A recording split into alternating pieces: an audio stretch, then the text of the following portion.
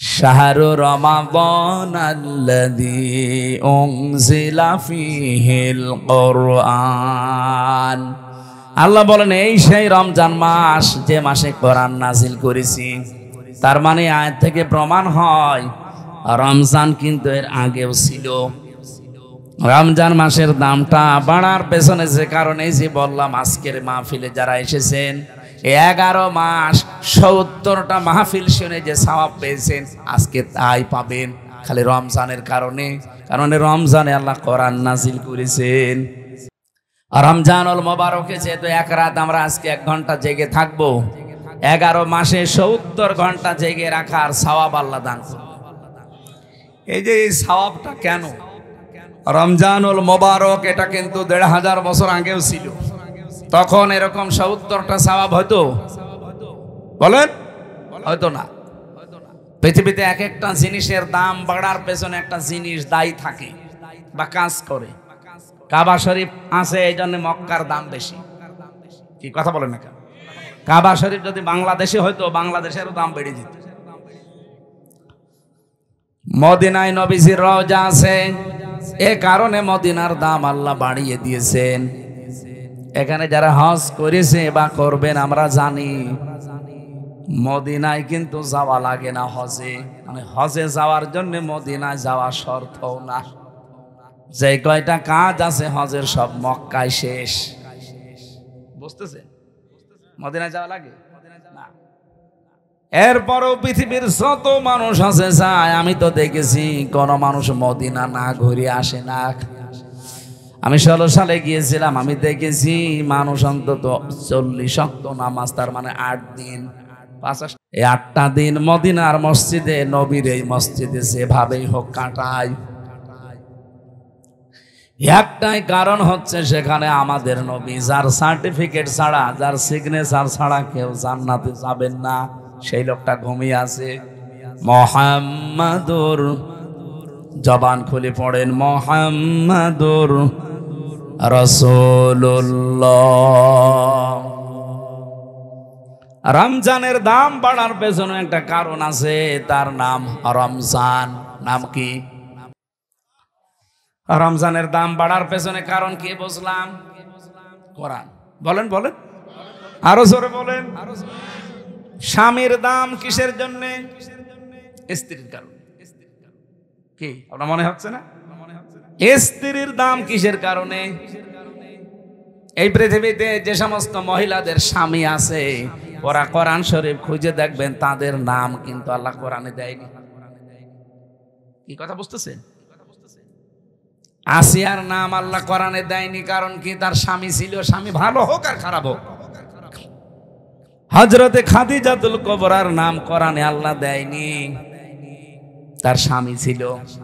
হযরতে আয়েশার নাম কোরআনে আল্লাহ দেয়নি, তার স্বামী ছিল। উম্মে জামিলের নাম কোরআনে আল্লাহ দেয়নি, তার স্বামী ছিল। কিন্তু যে সমস্ত মহিলাদের স্বামী নেই ওই মহিলাদের নাম আপনি দেখবেন আল্লাহ কোরআনে উল্লেখ করেই দিয়েছেন।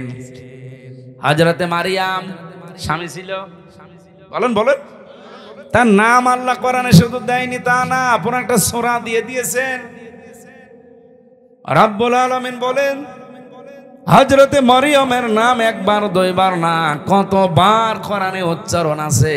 কারণ পৃথিবীতে সবচাইতে গুরুত্বপূর্ণ একটা মেয়ে লোকের জীবনে যেটা স্বামী, সেটাই তার ছিল না।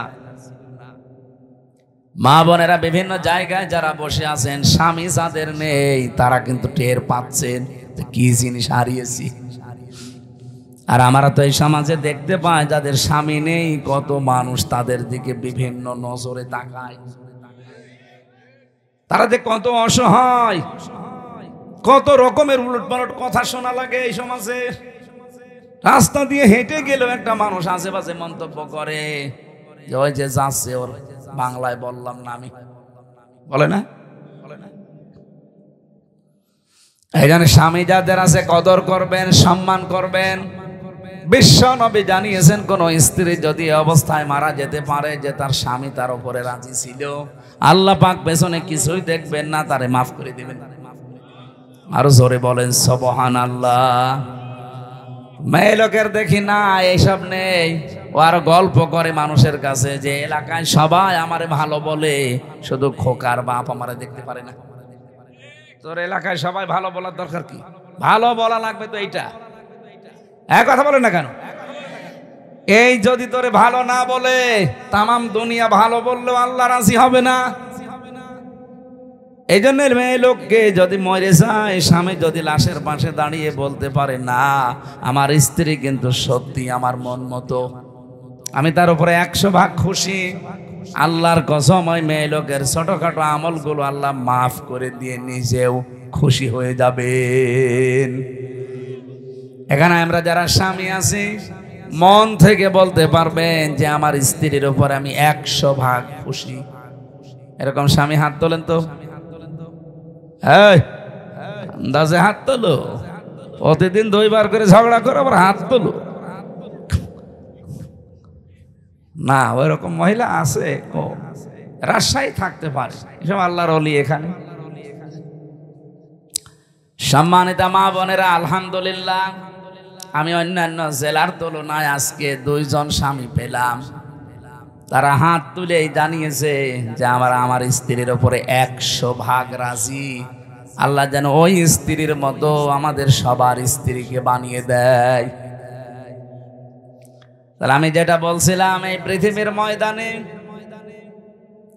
একজনের দাম বাড়ার পেছনে আর একটা জিনিস দায়ী বা তার পেছনে কাজ করে, হন্নালিবা সল্লাকুম ওয়া আনতুম লিবাসুল্লাহুন্না। স্বামী স্ত্রী একে অন্যের পোশাক। কি পোশাকের কাজ? কি পোশাকের প্রায় 27টা কাজ আছে। 1 নম্বরে পোশাকের কাজ হচ্ছে পোশাক মানুষের লজ্জা স্থান ঢেকে রাখে। কথা বলে না কেন? স্বামী স্ত্রী 2 জনের কিন্তু এই চরিত্র হওয়া লাগবে, একে অন্যের দোষ গোপন করে রাখবে।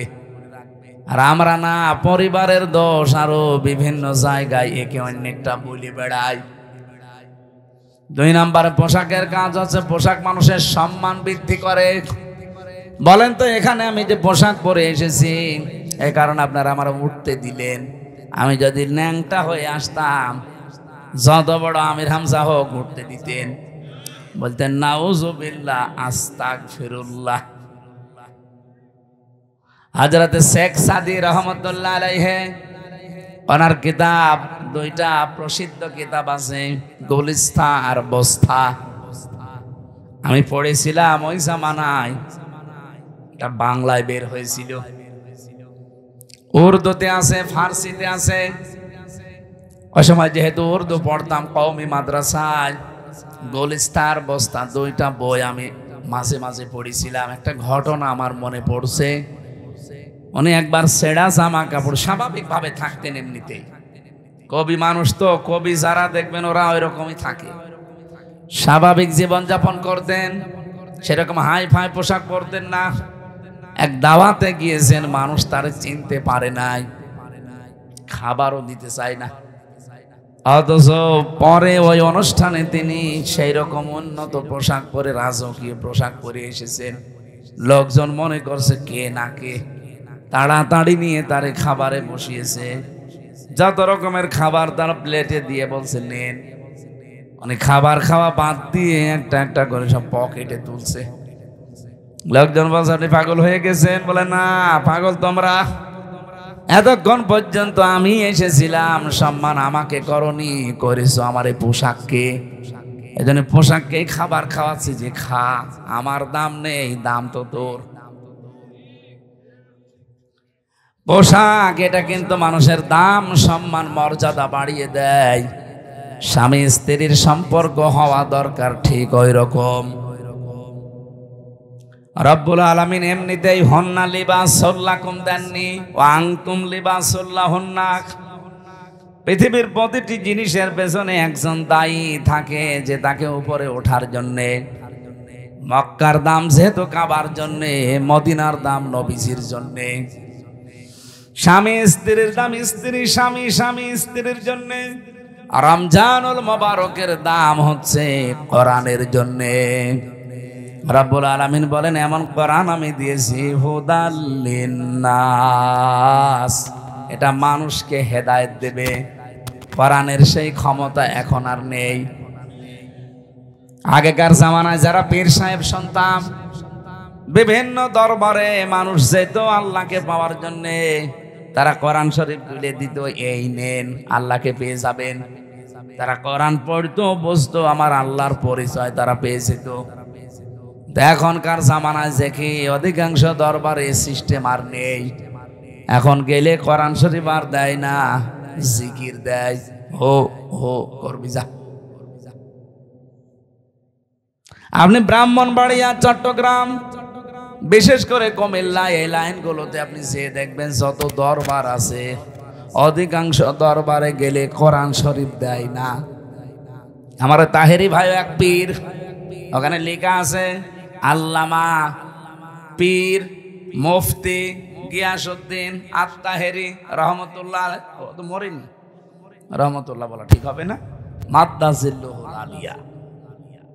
এর কাছে যারা যায় কি কোনোদিন কোরআন শরীফ তুলে দেবে, কারণ ও নিজেই দেখি কোরআন শরীফ পড়তে পারে না। ওর যা তেলাওয়াত, আমার ছোট মেয়েও হাসবে। কি আমি তো নিজে দুই একটা শুনেছি, ওনার যা তেলাওয়াতের সিস্টেম, আমার ওই যে ছোট মেয়ে যেটা ফারিহা জান্নাত, ওইটাও হাসবে। এ পড়া হইল, আমার আব্বার পড়া মাঝে মাঝে শুনি তাই হাসে, যে কি পড়ছে দাদা। কোরআন শরীফ পড়তে হলে যে নিয়ম নীতিগুলো আগে জানা লাগে, ওইটা আমার মেয়ে জানে, কিন্তু আমার বাবা জানে না। বাবা এই 64-65 বছর বয়সে এখন আবার নতুন করে আলিফ বা তা সা শিখতেছে। উনি আপনাদের মতো গ্রাম্য মানুষ, কৃষক, এতদিন হয়তো পড়েনি বা সে সময় দেয়নি। এখন এই বুড়ো বয়সে এসে আমি তা তাকিদ দিয়েছে যে পড়াই লাগবে, টাকা পয়সা খরচ হয় হোক, আপনাকে শেখা লাগবে মরণের আগে কোরআন। যেহেতু রমজানুল মোবারক এসে গেছে, এক মাসে হুজুরকে দরকার হয় আপনি রেখে দেন। এখন পড়তেছে, আশা করছি উনিও পারবে।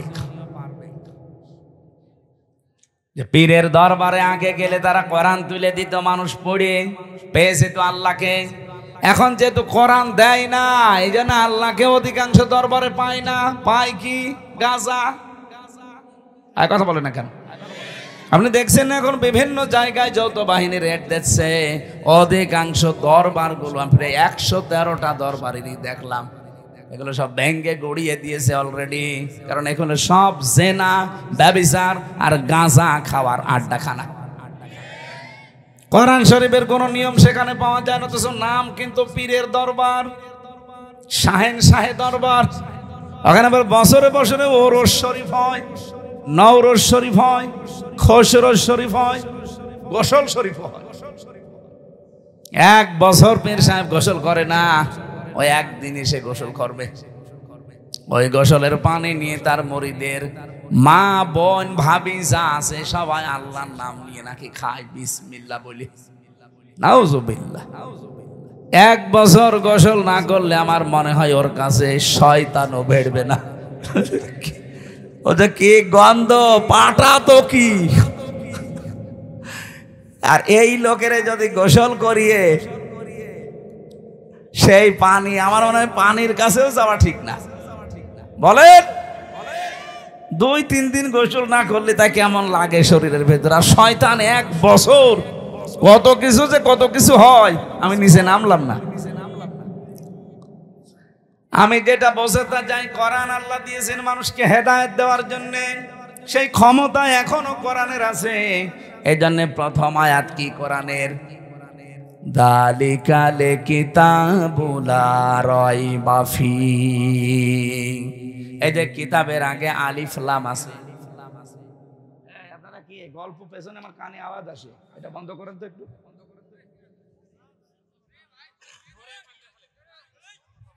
ওদের সামনে নিয়ে আসেন, ওদের সামনে নিয়ে আসেন।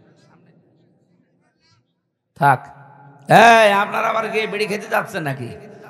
হ্যাঁ, রমজান মাসে, রমজানে ওপেনে দুই নিকৃষ্ট মহিলা বিড়ি খাচ্ছিল। কি আপনারা দেখেননি? এরা আবার এখন ফতোয়াবাজি করছে। স্বরাষ্ট্র উপদেষ্টার পদত্যাগ চাই। স্বরাষ্ট্র উপদেষ্টা যা বলেছে ঠিক বলেছে, যে পাবলিক প্লেসে আপনি রোজার মাসে ধূমপান করবেন, মানে এখনো পর্যন্ত আইন আছে যে 50 টাকা জরিমানা যদি ওপেনে কেউ সিগারেট খায়, বিড়ি খায়, নেই। আর ওরা মেয়ে লোক, ওকে মেয়ে লোক বলা যায়? ওর স্বামী যদি বিড়ি মিড়ি খায় তাও তো একটু হালকা মেনে নেওয়া যায়। আর ও শয়তান মহিলা, ওরে চিরে ফেলা দরকার শয়তান। আবার সোশ্যাল নাম নিয়ে, এগুলো বাংলাদেশের জন্য ক্যান্সার। আমরা স্বরাষ্ট্র উপদেষ্টা যিনি আছেন জাহাঙ্গীর আলম ভাইকে ধন্যবাদ জানাই। এরকম কড়া কথা বলেছেন আপনি, আলহামদুলিল্লাহ। আরো শক্ত হওয়া দরকার আপনার। ঘোষণা দিয়েছে যদি কোনো চাঁদাবাজ, কোনো ছিনতাইকারী, কোনো ডাকাত, কোনো চোর ধরা পড়ে বিচার লাগবে না, সঙ্গে সঙ্গে বিসমিল্লাহি ওয়া আলা মিল্লাতি রাসূলিল্লাহ বলে মাটির নিচে দিয়ে দেবে। মিনহা খলাকনাকুম বলার দরকার নেই, কারণ এগুলো সমাজের জন্য ক্যান্সার। আর এগুলো করছে কারা আমরা খুব ভালো করে জানি। এই মহিলা পালিয়ে যাওয়ার পর থেকে প্রায় 27টা কলু তৈরি করেছে কি করে এই দেশকে অশান্ত করা যায়। যাওয়ার আগে আইসিপি কে বলে গিয়েছিল, আমি যাবার পর 1 মাসের ভেতরে বাংলাদেশের অবস্থা এমন করবা যেন দাঁড়িয়ে থাকতে না পারে। শয়তান, ওকে মহিলা শয়তান, শয়তান মহিলা। আমরা কোরআনে কারিমের সূরা ইউসুফের তাফসীর পড়েছি, শয়তান 2 প্রকার, একটা মানুষ শয়তান আর একটা জিন শয়তান। কি এই মানুষ শয়তানের ভেতরে আবার 2 প্রকার, একটা পুরুষ শয়তান, একটা মহিলা শয়তান। মহিলা শয়তান এত ভয়ঙ্কর, কোরআনে কারিমে আল্লাহ যেখানে মহিলাদের চক্রান্তের কথা দিয়েছেন সেখানে এমন নাম দিয়েছেন, ইন্না কাইদা কুন্না আযীম। আল্লাহ বলেন মেয়েদের চক্রান্ত বড় ভয়ঙ্কর। আযীম শব্দ যেখানে সেখানে আল্লাহ লাগান না, আমাদের নবীর চরিত্রে একবার লাগিয়েছেন, ওয়াইন্নাকা লাআলা খুলুকিন আযীম। এমন মহান চরিত্র আপনাকে দিয়েছি কিয়ামত পর্যন্ত মানুষের কুল কিনারায় পাবে না। এই জন্য আযীম এটা আল্লাহর নাম, যেখানে সেখানে আল্লাহ দেয় না। অথচ মেয়েদের চক্রান্ত এই কথা বলতে গিয়ে আমার আল্লাহ, এটা যদিও জুলাইখার নামে নাজিল হওয়া, কিন্তু কায়দা কন্যা এটা কিন্তু বহু বচন। এই কথা বুঝতেছে? এই বহু বচন দেওয়ার কারণ কি? কারণ জুলাইখাই শুধু শেষ না, যুগে যুগে জুলাইখার এরকম হাজারো ভাই বোন আসবে দুনিয়ায়। কে বলেন? জুলাইখা যেমন ষড়যন্ত্র করেছিল নবীর বিরুদ্ধে, জুলাইখার বোন যারা আসবে কিয়ামত পর্যন্ত এরাও ষড়যন্ত্র করবে নবীর ওয়ারিসদের বিরুদ্ধে। সেরকম জুলাইখা আমরা একটা পেয়েছিলাম। আলেমদের নামে বদনাম দিয়েছে, আলেমরা নাকি ধর্ষক। আল্লামা সাইদির নামে পর্যন্ত ধর্ষণ মামলা দিয়েছে। যেই মহিলাকে সাজিয়ে নিয়ে এসেছিল পিরোজপুর থেকে, যে বলবেন যে আমাকে ধর্ষণ করেছে, অ্যাডভোকেট তাজুল ইসলাম আদালতে জিজ্ঞাসাও করেছে যে ওই মেয়ে আপনাকে কি মাওলানা সাইদি ধর্ষণ করেছে? বলছে জি হ্যাঁ।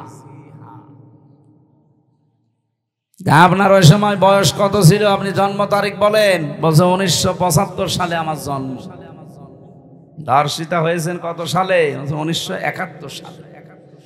অ্যাডভোকেট তাজুল ইসলাম বলেছিল যে মাননীয় আদালত তাড়াতাড়ি এই পয়েন্টটা লিখেন, এ মহিলার জন্ম 75-এ, ধর্ষিতা হয়েছে 71-এ, ওটা কি রুহের জগতে? ওই দিনই মামলা ঢিসমিস হয়ে যাওয়ার কথা না? করবে কে? বানানো তো, সব বানানো, হাসিনার সব বানানো, বিচার ব্যবস্থাও বানানো, বিচারপতিও বানানো, প্রসিকিউটর বানানো, সাক্ষীও বানানো, বাদীও বানানো, সব বানানো, মহিলাও বানানো। নাই তো 75-এ জন্ম নিয়ে 71-এ ধর্ষিতা হয়? ওটা হলে নাই রুহের জগতে হতে পারে, কিন্তু মামলাটা ঢিসমিস হয়নি। কারণ বিচারপতি যারে বানিয়ে রেখেছিল কালামানি, ওর বিসি উড়িয়ে গেছে। শয়তান, ওর বিসি উড়িয়ে দিয়েছে। সিলেটের মানুষেরা পালিয়ে যাচ্ছিল, আমার সামনে পড়লে আমি গোড়া থেকে কেটে দিতাম। শয়তান।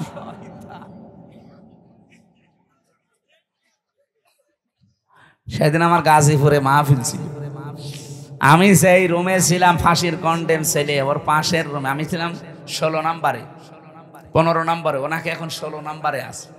কারারক্ষী আমার বলছে হুজুর ওই শয়তান আমার আন্ডারে। আমি বললাম খাবার খুব কম করে দেবে, মজা ওর বিসি উড়িয়ে গেছে, যাক ও বিসি দিয়ে কি করবে, ওর বিসির কোনো কাজ আছে? শয়তান আল্লামা সাইদিকে বলে ফাঁসি দিতে পারলাম না, এই জন্য আমার জীবনের বড় আফসোস। ওরে পিটিয়ে মেরে ফেলা দরকার শয়তান। কলার পাতায় শুয়েছিল, কে কথা বলেন? কি দৃশ্য দেখেছেন? কলার পাতায় শুয়ে থাকার সময় মাথায় আবার টুপি দিয়েছে। শয়তান যাতে মাতাল হলো তালে ঠিক ছিল। কলার পাতায় তো শুয়ে আছে, মাথায় টুপি দিয়েছে, আর বেল্ট কি মাজা চলে না, আবার বেল্ট দিয়েছে। গলায় গামছা দিয়ে টানতে টানতে নিয়ে আসছিল সিলেটের মানুষ। কত মানুষ ডিম মারছিল, পচা ডিম, দেখেন না আদালতে? আল্লাহ বলেন আযাব মুহিন, এটা অপমানজনক শাস্তি। আলেমদের বিরুদ্ধে যত নিকৃষ্ট কাজ এই শয়তানগুলো তালিকা বানিয়েছিল, 116 জন আলেমের, এরা নাকি ধর্ম ব্যবসায়ী, তার ভেতরে আমার নাম 10 নাম্বার। সুবহানাল্লাহ, নাউযুবিল্লাহ। আমার ভাইরা, এই যে জালিকাল কিতাবু লা রাইবা ফি, কিতাবের আগে কেন আলিফ লাম দিয়েছেন? বালাগাত মানতেক যারা বোঝে, বিশেষ করে আরবি গ্রামারের কিছু নিয়ম আছে, আলিফ লাম যারা বুঝবে আলেমরা দেখবেন ওখানে 4 প্রকারের নিয়ম দেওয়া আছে। আলিফ লামে ইস্তিগরাকি, এটা গরকন মানে ডুবন্ত পানি আছে না, ঠান্ডা, গলা আরো বসে যাবে। আরেকটা চা যদি দিতেন তাহলে ভালো হতো। আপনাদের এই মানে সামিয়ানা দেখি আমি চা খাওয়ার সাহস পাচ্ছি। এলাকা যে গরিব, চা সেই আমি করবো কি? তারপরেও যদি থাকে, না থাকলেও গরম পানি করে একটু দিয়ে। আমার মনে হয় এই বছরে যত অনুষ্ঠান করেছি আজকের এইটাই সবচেয়ে গরিব পার্টি। এখন আমার যাওয়ার সময় তো আমার 300 টাকা দেবে না তো? না, সেদিন দিয়েছিল। ও, ওইদিকে ভালো আছে, আলহামদুলিল্লাহ। তো আপনারা আরেকটু ভালো করে করতে পারতেন। এটা তো এই যে রেকর্ড হচ্ছে, তো দেখছেন এই যে কতগুলো কিরমান কাতিবিন, এরা কালকে এটা দেখাবে, বলবেন এই রাজশাহীর বাগমারা, এই দেওপাড়া নাকি এইটা যেন দেখায় না ভাই, একেবারে সরাসরি আসমান দেখা যাচ্ছে। থাক, তারপরও গরিব মানুষ হলো এরা, এদের ঈমান শক্ত আছে, আলহামদুলিল্লাহ। গরিব মানুষকে আল্লাহ এবং রাসূল বেশি ভালোবাসতেন, আমরাও এদেরকে বেশি ভালোবাসি। আর বাংলাদেশের রাজশাহী তো আমাদের কাছে, রাজশাহী, চাঁপাইনবাবগঞ্জ, সাতক্ষীরা আমাদের আবেগের জায়গা। সারা বাংলাদেশে আমার যতটুকু বাস্তবতা ধারণা আমি জানি, আল্লাহ যদি কিয়ামতে জান্নাত দেওয়া আরম্ভ করে, প্রথমে সাতক্ষীরা দিয়ে আরম্ভ করবে, এরপরে চাঁপাইনবাবগঞ্জ, এরপরে রাজশাহী, আর আমার কুষ্টিয়া থাকবে 64 নম্বরে, কারণ গাঁজার আড্ডা। ও জেলায় জন্ম নিয়ে ঝামেলায় আছে। আর অন্য জেলায় জন্ম হলে ভালো হইতো, ছাতা পরিচয়ও দেওয়া যায় না। আর বড় বড় শয়তানগুলো আল্লাহ পাঠিয়েছে ওখানে, ওই যে ইনু, ননু, এরপরে হানিফ, কত অত্যাচার যে করেছে আমারে। এই প্রায় এই কয়টা বছর এলাকায় ঢুকতে দেয়নি। আমি বাড়ি যাওয়ার আগে দেখি 10 জন পুলিশ বসে আছে। কি গো হুজুর, আমরা চলে এসেছি ধরার জন্য। এইরকম কঠিন অবস্থায় রেখেছিল এই শয়তানগুলো।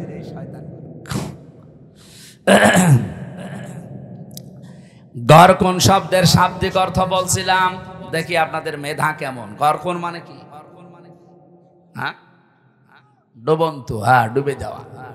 এখানে যে আলিফ লাম আল্লাহ দিয়েছেন, আল্লাহ রাব্বুল আলামিন এই আলিফ লামকে গরকুন বলেননি। হ্যাঁ, আলহামদুলিল্লাহি রাব্বিল আলামিন, ওখানেও আলিফ লাম আছে হামদের আগে, ওইটা কিন্তু আলিফ লামে ইস্তিগরাকি।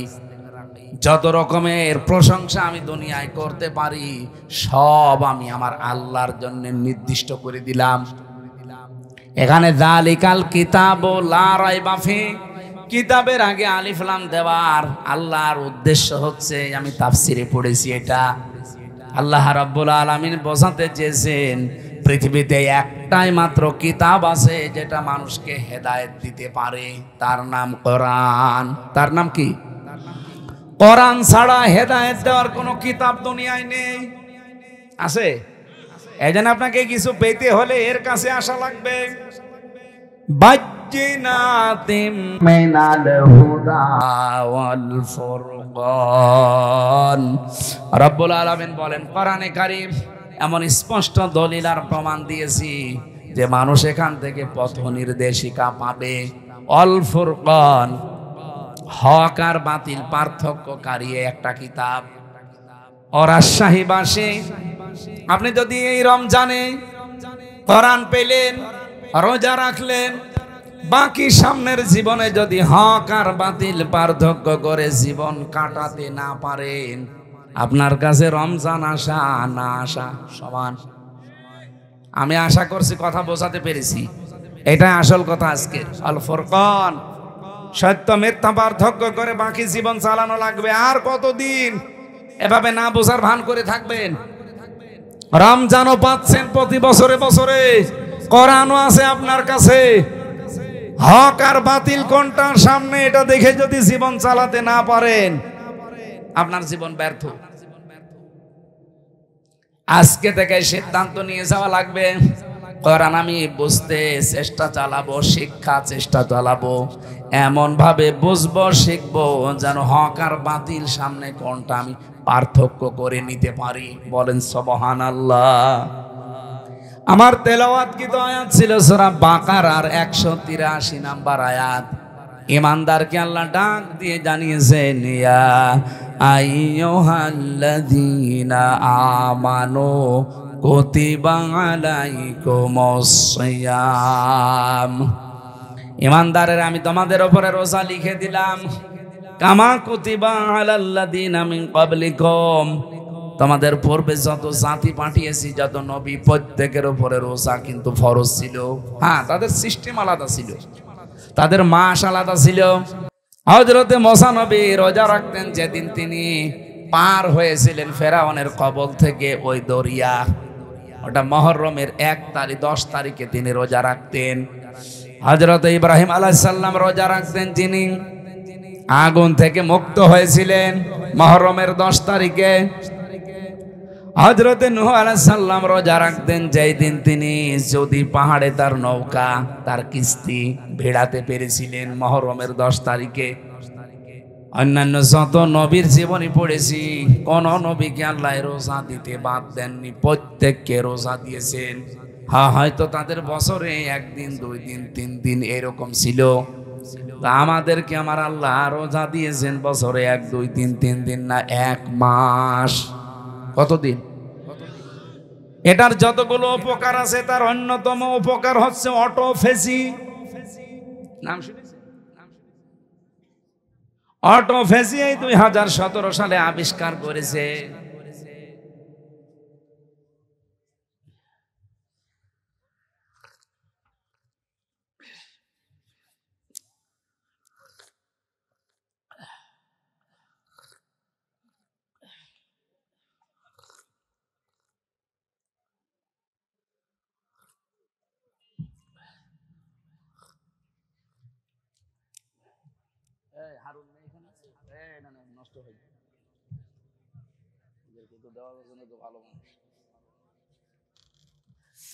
রাজশাহীবাসী, জাপানের একজন বিজ্ঞানী, স্বাস্থ্য বিজ্ঞানী, উনি নোবেল পেয়েছেন 2017 সালে। এই তথ্যটা দিয়েছেন ইউশোনারি ওসামি। এই লোকটা জানিয়েছে আমাদের শরীরের ভেতরে 2 কোটি কোষ আছে। একাধারে যদি মানুষ 12 মাস খাবার খেতেই থাকে, বন্ধ না করে খাবার খাওয়া, তাহলে এই শরীরের ভেতরে আরো আশপাশে কিছু বৃদ্ধি হয় কোষ। এই যে ফসল যারা চাষ করে, ফসলে আমার মনে হয় কত কিছু দেওয়ার পরও ফসল ভালো হয় না, কিন্তু পরগাছা, আগাছা, ওকে কিছু দেওয়া লাগে, ওই এমনি বাড়তে থাকে। শরীরের ভেতরে ঠিক কোষ আল্লাহ দিয়েছেন 2 কোটি। এগুলো আমাদের শরীরকে কন্ট্রোল করে। কারণ রক্ত আছে আমার শরীরে, আপনার শরীরে 5 কেজি থেকে 5.5 কেজি।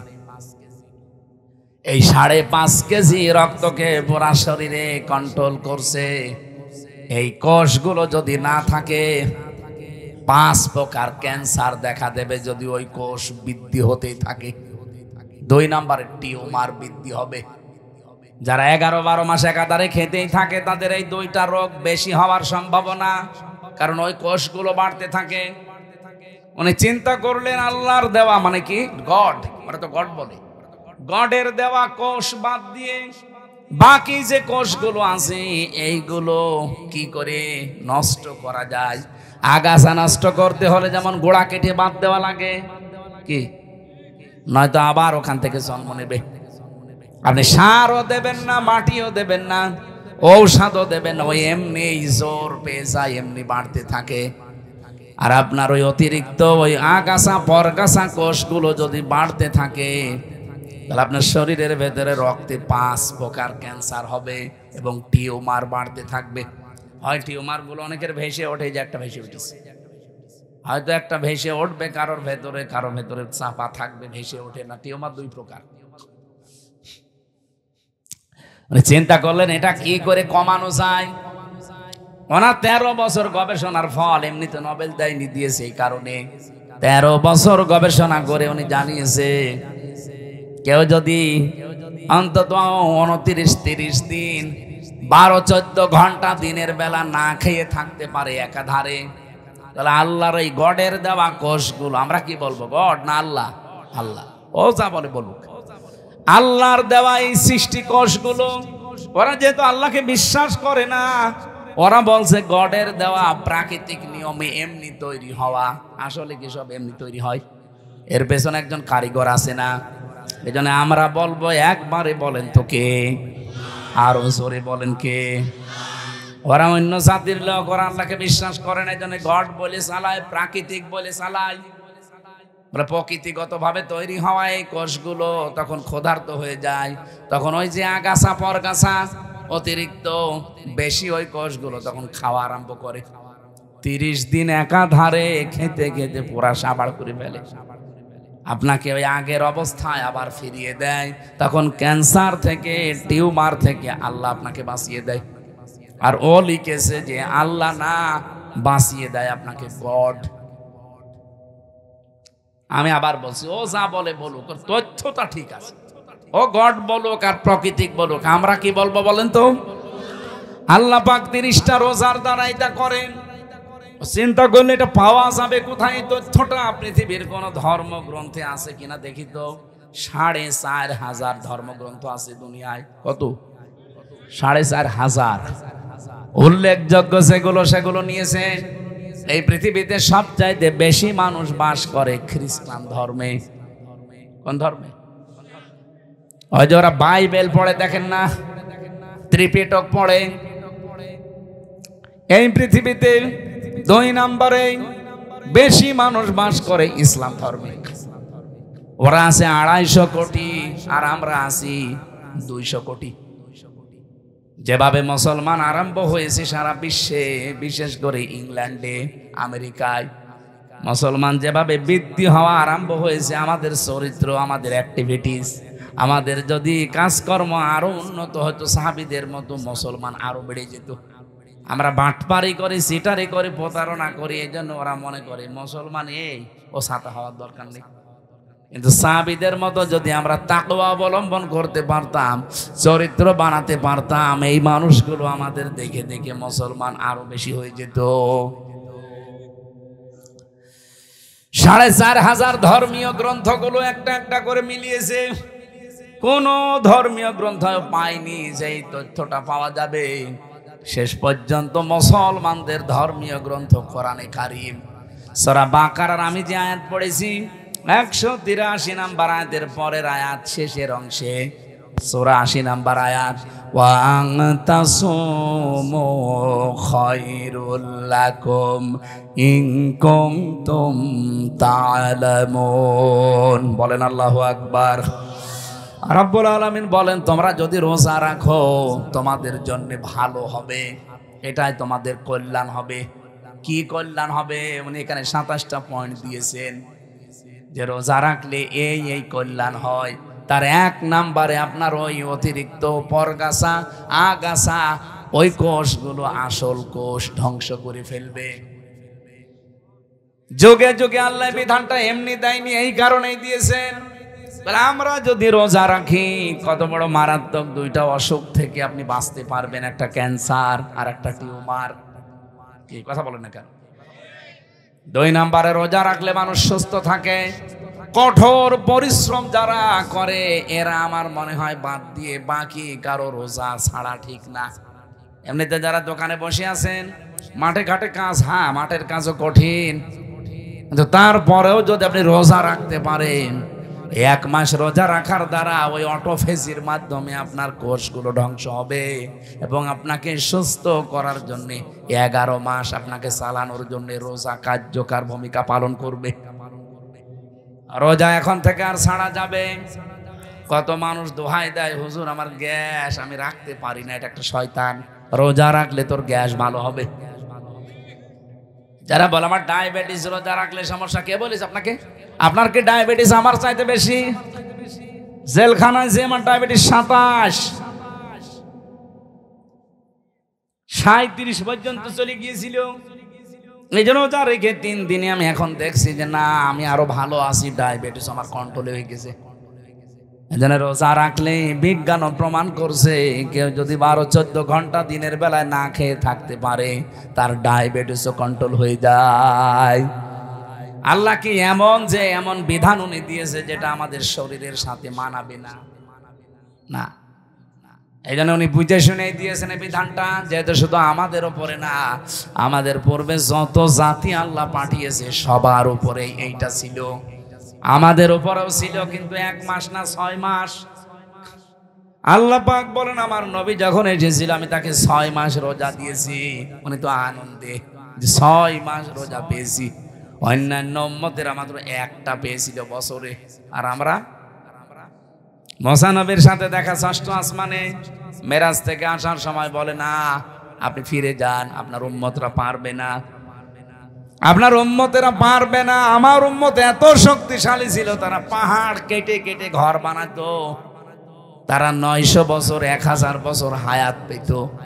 আর আপনার উম্মত মাত্র 60-70 বছর বাঁচে, তাও লাস্টিং করে না। যত ভেজাল খাবার এখন আমাদের ভেতরে ঢুকতেছে, এই ভেজাল খাবার খেয়ে আমার মনে হয় 60-70 না 40 বছরে আমরা 80 বছরের মতো হয়ে যাচ্ছি।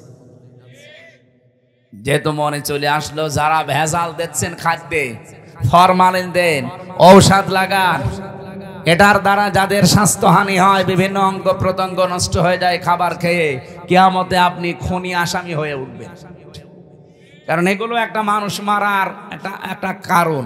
হয়তো সরাসরি মারছেন না, অন্য লাইনে আপনি মেরে ফেলছেন মানুষকে। কথা বলেন না কেন? যারা এই যে ফলের ব্যবসা করেন, ফলে কত কিছু দিয়ে তাজা করে রাখেন, তরকারির ব্যবসা করেন, তরকারিতে কত কিছু দিয়ে তাজা করে রাখেন, ওই তরকারি ওই ফল আপনার ছেলেকে আপনি খাওয়াবেন, আপনার মেয়েকে খাওয়াবেন, আপনি ওই সময় তো খাওয়াতে চান না। বাকিগুলোও তো যারা ক্রেতা, তারা তো আপনার ছেলে মেয়ের মতো মনে করা লাগবে। এই জন্য যে মানুষগুলো এই যে রমজান এসেছে পণ্যের দাম বাড়িয়ে ক্রাইসিস তৈরি করেন, আপনার নামাজ রোজা তারাবি কিচ্ছু কবুল হচ্ছে না, সব মাঠে মারা যাচ্ছে। যদি কবুল হয় তাহলে সূরা আরাফের আয়াতগুলো মিথ্যা হয়ে যাবে। হযরতে সালেহ আলাইহিস সালাম, সালেহ না শুআয়ব আলাইহিস সালাম, তার জামানার মানুষদেরকে আল্লাহ ধ্বংসই করেছিলেন এই খাদ্যে ভেজাল দেওয়া আর ওজনে কম বেশি করার কারণে। বাংলাদেশে অনেক উম্মতের ভেতরে এটা এখন নেই, ওজনে কম বেশি। বলেন বলেন কি যে আছে ওর হাতের ভেতরে, এরকম করে 1 কেজি 1.5 কেজি হয়ে যায়। আবার নামাজ পড়তে যায় 5 ওয়াক্তের জায়গায় 6 ওয়াক্ত মিলিয়ে পড়ে। না, আপনার নামাজ পড়তে কে বলেছে? আপনাকে নামাজ পড়ার অর্থই হচ্ছে আপনি ওজনে যেন কম বেশি না করেন, খাদ্যে যেন ভেজাল না দেন, জমিনের আইল যেন না ঠেলেন। সারা জমিন 1-1.5 বিঘা 2 বিঘা চাষ করছে, ভালো, আইলের কাছে গেলে ওর নাঙ্গলের মাথাও খারাপ, ওর মাথাও খারাপ, মানে এমন চিকন করে মনে হচ্ছে যে পুল সিরাত বানিয়ে ফেলেছে আইল। আরে ভাই আলটা একটু তো বড় করে রাখা দরকার, দুইজনে ছাড় দিয়ে যেন মানুষ একটা হেঁটে যেতে পারে, একটা সীমানা পিলার ওইটা জোর করে করে কাটতে কাটতে যদি চিকন বানিয়ে ফেলেন, যতটুকু বেশি করেছেন যদি এক বিগত হয়ে যায়, কিয়ামতে এরকম জমিন 7টা মাথার উপরে চাপিয়ে দেবে, তখন নেন কত লাগে। আমরা এখন থেকে সিদ্ধান্ত নেব খাদ্যে ভেজাল আজকে থেকে বন্ধ হবে। আর যারা এগুলো করছে এত কড়াকড়ি করা দরকার তাদের উপরে, কারণ তারা মানুষ হত্যা করার সামিল। হ্যাঁ, কথা বলেন না কেন? খাদ্যে ভেজাল দেওয়া, ফরমালিন দেওয়া, ঔষধ দেওয়া, এবং যারা পণ্যগুলো ক্রাইসিস করে তৈরি করে আটক করে রেখে এই রোজার মাস আসলে মানুষ এগুলো বেশি করে। আমি বিশ্বের অন্যান্য দেশের সাথে মিলালাম, তারা মুসলমানেরা রোজার মাস আসলে অন্য মাসে যদি 100 টাকা কেজি থাকে, রোজার মাস হলে 70 টাকা করে দেয়। আর এই দেশে যদি 70 থাকে, রোজার মাস হলে 100 টাকা করে। আপনার এত দরকার লাভ ক্ষতি, এইটার আসল মালিককে? আরো জোরে বলেন না। আমরা তো এটা মনে করি না, তাহলে রোজার মাসে রোজাদারদের, আল্লাহরে বান্দা বান্দিদের কষ্ট দেওয়ার জন্য বাড়িয়ে দিতাম না। মনে করে না আমার লাভ বেশি করা লাগবে। আরে ভাই, লাভ আপনার হবে 170-এর জায়গায় 100 টাকা, 70-এর জায়গায় 100 টাকা নিয়ে আসবেন, এদিকে আর এক রাস্তা খুলে দেবে আল্লাহ, 200 টাকা চলে যাবে।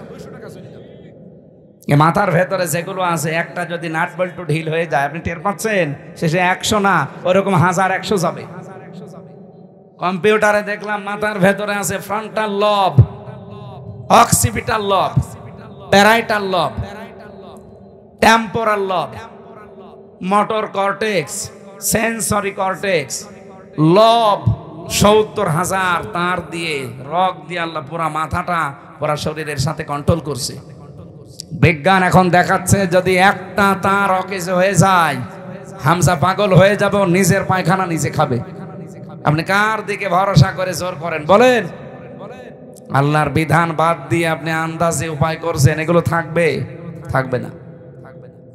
এই জন্য খাদ্যে ভেজাল, ফরমালিন এগুলো মুক্ত হওয়া দরকার। এই মুহূর্তে সিদ্ধান্ত নেওয়া লাগবে। রোজা এসেছে এগুলো দেওয়ার জন্য। কামা কুতিবা আলাল্লাযীনা মিন ক্বাবলিকুম, এর পূর্বে যত জাতি তাদেরকে রোজার এই শিক্ষায় ছিল। নবীজি বললেন আমি তো আনন্দেই ছিলাম। মুসা নবী আমাকে বলছে আপনি কমান, পারবেন আপনার উম্মত। আমি বারবার গিয়েছি, আল্লাহ কমিয়েছে, শেষে 1 মাস। মুসা নবী আবার বলছে যান, আবার কমান, না আমার লজ্জা করে, যা নিয়েছি এইটাই হোক। সঙ্গে সঙ্গে জিবরাইল এসে বলে হে রাসূল, আল্লাহ কিন্তু 1 মাসই রোজা লিখে দিয়েছিলেন। আল্লাহ যেটা লেখে ওইটা কি পরিবর্তন হয়? যেহেতু আপনার কনসিডারের কারণে আল্লাহ কমিয়ে দিয়েছে, কিন্তু পরিবর্তন হবে না। আপনার উম্মতদেরকে বলবেন ওরা যদি 1 মাস হক আদায় করে রোজা রাখতে পারে, মহান আল্লাহ তাদেরকে 6 মাস রোজা রাখার সওয়াব দিয়ে দেবেন।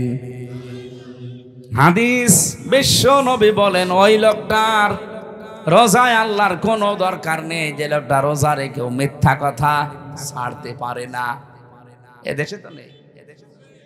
আমরা নিজেদেরকে এখন থেকে কন্ট্রোল করবো, আল্লাকুম তাত্তাকুন, তাকওয়া যেন অর্জন হয়। রোজা রাখার দ্বারা যেটা আপনি দেখান আমার আল্লাহকে, অন্যান্য ইবাদতেও এইটাই দেখাবেন। আল্লাহ কম বেশি সবাইকে এই আয়াতের উপরে তাদের জীবন চালানোর তৌফিক যেন দান করেন, বলেন আমিন। এই বিধানটা মানতে গিয়ে কত কন্ট্রোল ভাবে মানুষ চলে। কেউ না দেখলে আল্লাহ দেখছে, এই ভয়ে কোনো হারাম জিনিস খেতেও চায় না। কি বলেন বলেন? অথচ এই মানুষটা বাকি 11 মাস বাবা শাহজালাল সব হালাল। না, এইভাবে চলতে হবে না। রোজার শিক্ষাটা আমাদের জীবনে যেন কাজে লাগে। কুতিবা আলাইকুম, কুতিবা শব্দ দিয়ে আল্লাহ যতগুলো আয়াত নাজিল করেছেন, কুতিবা আলাইকুমুল কিতাল, কুতিবা আলাইকুমুল কিসাস, কুতিবা আলাইকুমুস সিয়াম, প্রত্যেকেই ফরজ। আপনি শুধু সিয়াম ফরজ মনে করেন, অনেকে কিসাসকে ফরজ মনে করে না, বলে এটা দুনিয়ার কাজ, এটা খারাপ কাজ, এটা বড় বড় কাজ। এই জন্যই তো সুরঞ্জিত বাবু বলেছিল যে চুরি করলে হাত কেটে দাও, এই আইন হচ্ছে কোরআনে, এটা বড় বড় আইন। বলেন নাউজুবিল্লাহ। কুতিবা আলাইকুমুল কিতাল, তোমাদের উপরে যুদ্ধ জিহাদ আমি ফরজ করে দিলাম, লিখে দিলাম। এই কথা শুনলে অনেক মানুষ মনে করে এটা জঙ্গিবাদের কাজ। জিহাদকে যারা জঙ্গি মনে করে তারাই আসল জঙ্গি। আরে ভাই, জিহাদ হচ্ছে পৃথিবীর জঙ্গি নির্মূল করার জন্য। অন্যায় যেখানে জিহাদ সেখানে। বলেন তো চাঁদাবাজি করা অন্যায় কাজ না? এক কথা বলেন না কেন? সুতরাং চাঁদাবাজি যেখানে, প্রতিবাদ সেখানে, এইটার নামই জিহাদ। যেখানে যে অন্যায় হবে ওই জায়গায় দাঁড়িয়ে যাবেন। রোজার এই শিক্ষা এসেছে দেওয়ার জন্য 1 বছর পরে। আমরা যদি এই শিক্ষা নিয়ে বাকি 11 মাস সত্যি চালাতে পারি, আল্লাহর কসম এ দেশ আবার দাঁড়িয়ে যাবে। খালি রোজার শিক্ষায় যথেষ্ট, আর কিছু লাগবে না। 27টা বললাম না শিক্ষা আছে রোজার। 1 নাম্বার আমাদের শরীরের রোগ 2টা গুরুত্বপূর্ণ থেকে আল্লাহ বাঁচাবে রোজার দ্বারা। 2 নাম্বারে বিপদে পড়লে এমন জায়গা থেকে আল্লাহ সাহায্য পাঠাবে আপনার ধারণাও নেই যে এখান থেকে সাহায্য আসতে পারে। এরকম প্রায় 9টা বিষয় আমি কোরআনে পড়েছি। ওয়ারাফা'না লাকা যিকরাক, নাকি একটা একটা করে আবার নাম বলা লাগবে?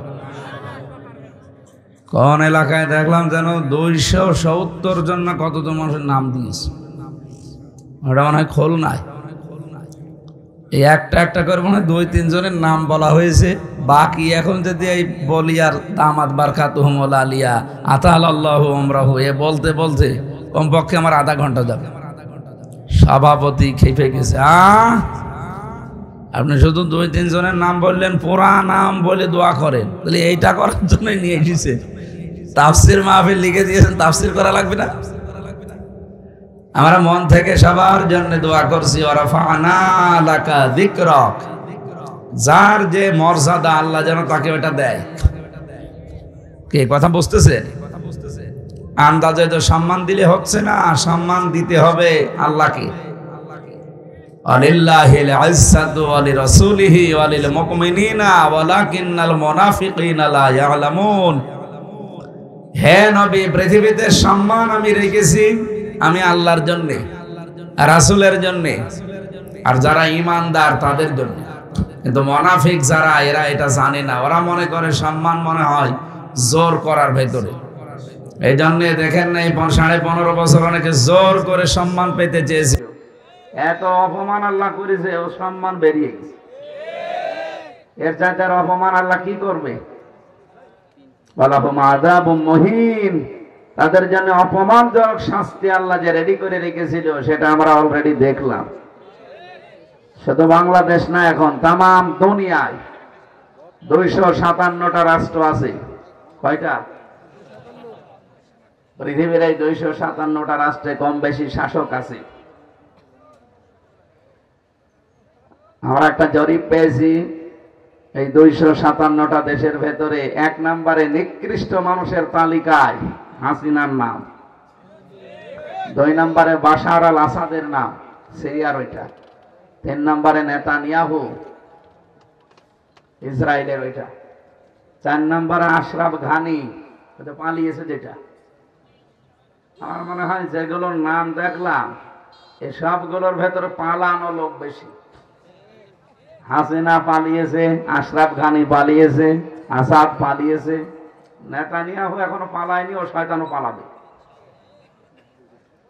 যদি দেশ থেকে না পালায় পৃথিবী থেকে পালাবে ইনশাআল্লাহ। এই কথা বলেন না কেন? গাজায় যে অবস্থা করেছে, ফিলিস্তিনে যে অবস্থা করছে, বলেন এই মানুষগুলোকে আমির হামজা, এ হাফিজুর রহমান, এ মাওলানার নাম কি? হ্যাঁ, ইব্রাহিমের ছেলে, তারা যে শিশুগুলোকে মেরে ফেলছে। আমার শরীরের ভেতরে রক্ত আমার বাবা রিয়াজউদ্দিনের, আর রিয়াজউদ্দিনের শরীরে রক্ত জাহান আলী সর্দারের। এই শেষ, যারা কেউ আগে পরে কিছুই নেই। অথচ ফিলিস্তিনে, গাজা, এই সমস্ত ছেলে মেয়েদের শরীরে রক্ত সুলাইমান আলাইহিস সালাম, দাউদ আলাইহিস সালাম, মুসা আলাইহিস সালামের। আপনি টের পাচ্ছেন কি বলছি? গোলাপের পাপড়ির মতো এই ছোট্ট ছোট্ট বাচ্চাগুলোকে দুনিয়া থেকে বিদায় করে দিচ্ছে এই শয়তানগুলো। আবার মানবতার কথা বলে এরা। এই জন্য যারা বানিয়েছে এগুলো তো এমনি বানায়নি, অনেক কিছু চিন্তা ভাবনা করে কার দ্বারা মানবতার ক্ষতি বেশি হয় এগুলো দেখে তারপরে তালিকা বানিয়েছে। আমার আফসোস ছিল না তালিকা আরো 14টা বানা, কিন্তু 1 নম্বরে নাম আমাদের হাজী সাহেবের আসবে।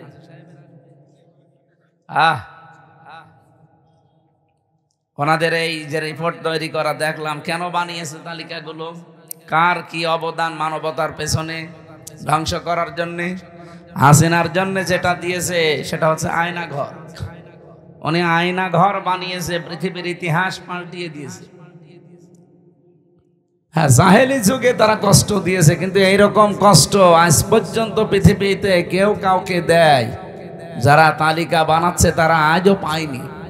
একটা মানুষ 8 বছর 10 বছর, এদিকে 3 হাত এদিকে 1.5 হাত, এতটুকু একটা ঘর, সামনে আবার একটা টয়লেট বসানো, কোনো জ্বালানা নেই, দরজা নেই, দেওয়াল নেই। ওই যে বসে আছে ওর সামনে আপনাকে টয়লেট করা লাগবে। এখানে যারা জেল খেটেছে জিজ্ঞাসা করেন, জেলখানায়ও টয়লেট আছে, কিন্তু মানে বেশি উঁচা না, দেওয়ালগুলো এই 1-1.5 হাত 2 হাত হবে। আপনি বসলে দেখা যায় না, দাঁড়ালে দেখা যায়। এইরকম সিস্টেমটা টয়লেটই হয়, তাও তো 1-1.5 হাত 2 হাত আছে, আর ওগুলো কিছুই নেই। আমি নিজেও তো ছিলাম ওখানে মাটির নিচে, আমিও 10 দিন ছিলাম রিমান্ডে, যে কয়দিন ছিলাম আমি দেখেছি ওখানে কিচ্ছু নেই, ও দেওয়ালও নেই, দরজাও নেই, পুরাটা ফাঁকা। আপনি কি করবেন বসে টয়লেটে? সব ওরা দাঁড়িয়ে দাঁড়িয়ে দেখে। মানবতার সাথে এই যে মহা কৌতুক, এই আয়না ঘরের সাথে সম্পৃক্ত, এই কারণে ওকে নিকৃষ্ট মানুষের তালিকায় দিয়েছি 1 নম্বরে। আসলে 1 নম্বরই থাকা দরকার। অন্যান্য মানুষগুলো অপরাধ করেছে মানবতার সাথে, কিন্তু এত নিচে কেউ নামেনি। 8টা বছর 10টা বছর তার স্ত্রী জানে না যে সে মরে আছে না বেঁচে গেছে। যদি আপনি ধরে মেরে ফেলে বলতেন যে আমি ব্যারিস্টার আরমানকে মেরে ফেলেছি, তাহলে তার বউটা বিয়ে করতে পারত? কথা বলেন না কেন?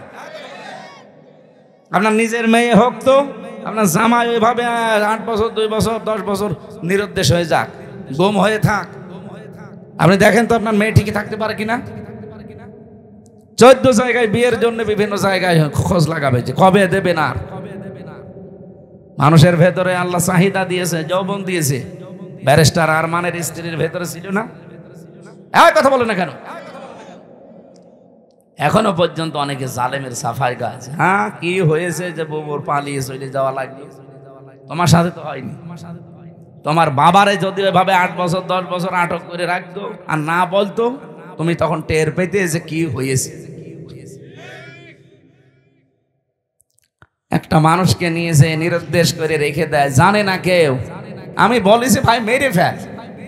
এটা আমার ভার্সিটির 2 জন ছেলেকে, শাহ ওলিউল্লাহ আর মোকাদ্দাস ভাই, 2 জনকে নিয়ে গেছে, আজ প্রায় 9 বছর হয়ে গেল। কি অপরাধ তাদের? তারা তো ছাত্র। আপনার 9টা বছর তার মা বাবার কাছে যাওয়া যায় না। আমি একজনের বাবার কাছে গিয়েছিলাম, হাঁ মাও করে কেঁদে জড়িয়ে ধরে। তারাও এক বাপের এক ছেলে। এই গুম, এই শব্দটা যে কত নিকৃষ্ট আর কত ভয়ঙ্কর! এটা মানুষ বেঁচে আছে আশায় আশায়, তাও স্ত্রী সময় পায় করতে পারে। আমরা দেখছি এখন বিডিআররা 16 বছর পরে কেউ বের হচ্ছে, তার স্ত্রী মাত্র 14 দিনের সংসার এখনো টিকে আছে। সেই মহিলা এই 14 দিনের সংসার করে টিকে আছে, সন্তানাদি তো হয়নি। 16 বছর পার হয়ে গেছে, ও আশায় আছে যে না, আমার হাফিজ আবার আসবে। আপনি নিজেকে ওই জায়গায় দাঁড় করিয়ে বলেন বাস্তবতা কত কঠিন। আমার ম্যাডামকেও তো আমার থেকে 3টা বছর আলাদা করে রেখে দিল। আমার 2টা মেয়ে ছিল, তারাও 3 বছর আলাদাই। পুরা 3 বছর আমি মাত্র একবার দেখেছি তাদের। তাও তো তারা জানতো যে বাইসি আছে, অন্তত হাসিনা পড়ে গেলে হয়তো বের হবে। কিন্তু ব্যারিস্টার আরমানের দিকে তাকান, তার স্ত্রী যুবতী একজন মেয়ে, বিয়েও করতে পারে নাই। স্বামীর আশায় আশায় কাটিয়ে দিয়েছে প্রায় 8 বছর। এই কারণে এই চিন্তা গবেষণা করে ওনারা রিপোর্ট পেশ করেছে যে পৃথিবীতে 1 নাম্বার খারাপ মানুষ, নিকৃষ্ট মানুষ এই মহিলা। আল্লাহ যেন এরকম কিছু সামনে আমাদের আর না দেয়। যাই হোক, বাংলাদেশ অন্তত আয়না ঘর কেউ যেন বানাতে না পারে। এটা আপনি না দেখলে আপনাকে বোঝানো যাবে না, এটা যে কত বড় ভয়ঙ্কর জায়গা। মাটির নিচে এক সুড়ঙ্গ দিয়ে যাওয়া লাগে, কোনো জ্বালানা দরজা নেই, ভেন্টিলেটার আছে একটা, আর জ্বালানা তো নেই, দরজা আছে তা ওই যে লোহার দরজা, ওর সাথে আবার চেন দিয়ে পা আটকিয়ে রাখে। আমার হাতেও তো বাধা ছিল চেন, আমার পেছনে বাধা ছিল। এই জন্য পৃথিবীর এই নিকৃষ্ট তালিকায় যাদেরই নাম এসেছে, আল্লাহ যেন তাদেরকে ডবল শাস্তি দেয়। কারণ এরা যা ক্ষতি করেছে, এদের একবার মেরে ফেললে হবে না, এদের 14 বার মারা লাগবে। আর ওদেরকে 14 বার মারবেন, ওদের 14টা জীবন আছে নেই। এরা কি আরম্ভ করেছে? হ্যাঁ, পেছন দিক থেকে ডাক দেন তো, কারা কারা আছে ডাক দেন। সব বন্ধ করেন, বসেন, পরে আমি ঘন্টাখানিক কথা বলি, এরপরে যা করার করি। মাহফিল যারা দেয় এরা শোনে না। এক মহিলা সে মাথায় কাপড় ফেলে দিয়ে দৌড়াচ্ছি, যাই তুমি এইভাবে দৌড়াও, তোমার গ্রামে মাহফিল দিয়েছি তাই কত না, আবার মাথায় কাপড়ও দিয়ে লাগবে। এরা তো তাই করছে, আমাদেরকে বসিয়ে দিয়ে ওরা গল্প করছে।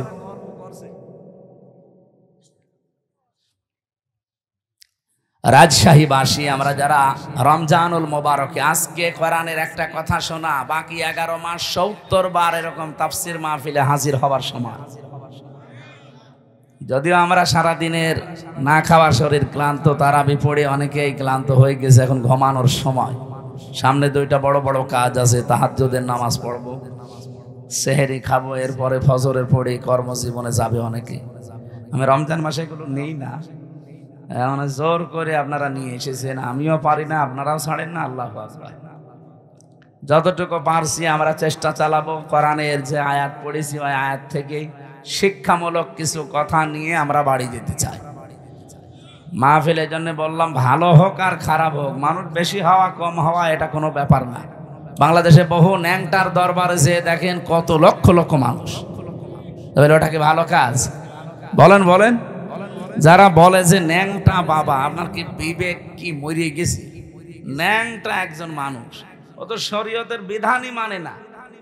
একটা পুরুষের সতর হচ্ছে নাভি থেকে হাঁটু পর্যন্ত ঢেকে রাখা লাগবে, বিনা কারণে যদি এগুলোতে কাপড় না দেয় কেউ, তার কবিরা গুনাহ হবে। এক কথা বলেন না কেন? আর একজন মেয়ে লোকের সতর, মুখমণ্ডল, হাতের কবজি আর পায়ের পাতা বাদ দিয়ে পুরা শরীর ঢেকে রাখা লাগবে।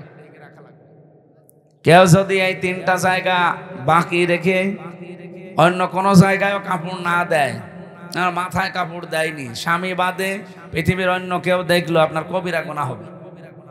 তাহলে মেয়েদের সতর কতটুকু? হানাফি মাযহাব অনুযায়ী মুখমণ্ডল, হাতের কবজি আর পায়ের পাতা বাদ দিয়ে পুরা শরীর ঢেকে রাখা লাগবে।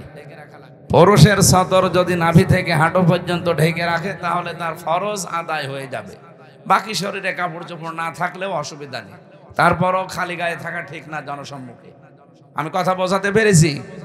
মেয়েরা যারা আশপাশে বিভিন্ন জায়গায় এসেছেন, সম্মানিত মা বোনেরা, পোশাক এটা কিন্তু গুরুত্বপূর্ণ একটা পাঠ। আল্লাহ রাব্বুল আলামিন কোরআনে কারিমে পোশাকের ব্যাপারে তিনি কথা দিয়েছেন, লেবাসুত তাকওয়া দিয়েছেন। যেন মেয়েদের লেবাস পোশাক যেটা তাকওয়ার, ওইটা হচ্ছে সালোয়ার কামিজ। আপনারা যারা স্বামী আছেন, বড় ভাই আছেন, বাবা আছেন, যারা বানিয়ে দেন, সালোয়ার কামিজ বানিয়ে দিলে এটা সর্বোত্তম পোশাক। আপনি মদিনার মিউজিয়ামে যেয়ে দেখবেন, ওখানে এখনো হযরতে ফাতেমা তো জহরার একটা পোশাক আছে। ওইটা কিনা আমি জানি না, কিন্তু একটা সিস্টেম আছে টাঙানো, এই হাত পর্যন্ত হাতা, পা পর্যন্ত লম্বা। মেয়েরা যারা এসেছেন, আপনার স্বামীকে, আপনার বাবাকে বলবেন যে সালোয়ার কামিজ বানিয়ে দিন, সে যে বয়সেরই হোক, অসুবিধা নেই। এ 10 বছর হলেই কি আর 70-80 বছর হলেই কি, কোনো অসুবিধা নেই। শাড়ি পরে পর্দা আদায় হয় না, নামাজও হয় না। কারণ মাথায় শাড়ি দিয়ে যদি কেউ নামাজ পড়তে যায়, আর একবার যদি পড়ে যায় কাপড়, সেজদা দিতে গিয়ে চুল বেরিয়ে যায়, আপনার ফরজ নামাজ শেষ। আমি কথা বোঝাতে পারলাম?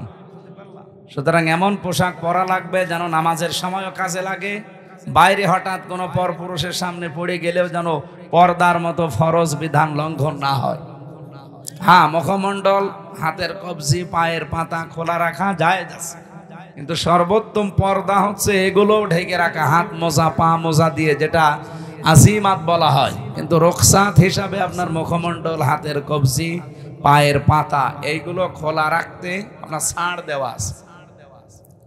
এজন্য আশা করছে আমরা এখন থেকে সামনে মেয়েদেরকে, মাদেরকে, বোনদেরকে এরকম পোশাক বানিয়ে দেব। মারা, বোনরা, বউরাও আপনারা স্বামীকে এটা বলবেন যে আমার হাত পর্যন্ত হাতা দিয়ে বানিয়ে দেন, পা পর্যন্ত লম্বা, নিচে ছায়া থাকবে বা পায়জামা থাকবে, ভেতরে ব্লাউজ গায়ে দেওয়া লাগবে, ওপরে একটা ওড়না দেবেন, এমন সেলাই করে নেবেন দরকার হয় দর্জি দিয়ে, যেটা শুধু মাথাটা আর মুখটা এতটুকু বেরিয়ে থাকবে, মুখটা পুরাটা ঢেকে যাবে, এমন সিস্টেম পাওয়া যাচ্ছে এখন। পর্দার এই যে পোশাকটা, এটা কি আল্লাহ খেলা করার জন্য দিয়েছে? কত বড় গুরুত্বপূর্ণ জানেন? আজ যে হাজারো পরকীয়া প্রেমে মানুষ লিপ্ত হয় শুধুমাত্র এই পোশাক আশাক ঠিক না থাকার কারণে। গ্রাম অঞ্চলে হয়তো এসব নেই, হ্যাঁ, শরীর চলে না। এই যে ভাবির সাথে যারা পর্দা রক্ষা করে চলতে পারেন না, শালীর সাথে যারা পর্দা রক্ষা করে চলতে পারেন না, এখানে একটা কারণ আছে। মনে হচ্ছে নিজের লোক, এর আর কি, বলে দোলা ভাই আমার বড় ভাইয়ের মতো। কয়েকদিন পরে দেখা যাচ্ছে দোলা ভাইয়ের সাথে আল্লাহ রাসূল। এই জন্যে নবীজি বলেন, একজন পুরুষের জন্য দুইজন মহিলা পৃথিবীতে সব চাইতে ভয়ঙ্কর।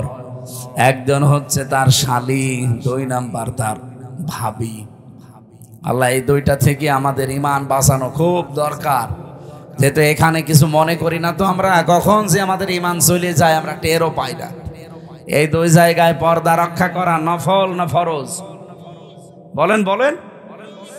আমি বেঁচে গেছি যে আমি এক বাপের এক ছেলে, আমার কোনো ভাবি নেই, আর আমি যারা বিয়ে করেছি আমার কোনো শালীও নেই।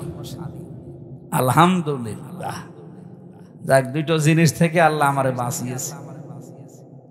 একজন মহিলার জন্য দুইজন পুরুষ মানুষ সবচাইতে ভয়ঙ্কর এবং ঈমান কেড়ে নেওয়ার মতো। একটা হচ্ছে তার দোলা ভাই, আর একটা হচ্ছে দেবর। দেখ, আমারে আল্লাহ এদিক থেকেও বাঁচিয়েছে, আমি কারো দেবরও না, দোলা ভাইও না। আমার তো নেই ম্যাডামই, আমার দোলা ভাই বলবে কে? ওই চাচা তো, মামা তো, খালা তো যারা আছে, ও চাচার সাথে কোনোদিন দেখাও হয় না, ও দোলা ভাই বলেও না। কয়েকটা শালা আছে, তারা দোলা ভাই বললো আমার অসুবিধা নেই। এজন্য এই দুইটা জায়গা যেহেতু ভয়ঙ্কর, পুরুষের জন্য আমরা খুব খেয়াল করে থাকবেন। নবীজি বলেন এই দুইটা চারটা, দেবর, দোলা ভাই, শালী, ভাবি, একে অন্যের জন্য মৃত্যু। কি বলেন তো? মরণ দেখলে মানুষ যেভাবে ভয় করে চলি, এদের দেখলে ঈমানের খাতিরে এরকম ভয় করে চলা লাগবে। আল্লাহ আমাকে সহ প্রত্যেককে এটার উপরে আমল করার তৌফিক দেন, বলেন আমিন। হযরতে মুসা নবী রোজা রাখতেন যেদিন তিনি পার হয়েছিলেন ফেরাউনের কবল থেকে ওই দরিয়া, ওটা মুহররমের 1 তারিখ, 10 তারিখে তিনি রোজা রাখতেন। হযরতে ইব্রাহিম আলাইহিস সালাম রোজা রাখতেন, যিনি আগুন থেকে মুক্ত হয়েছিলেন মুহররমের 10 তারিখে।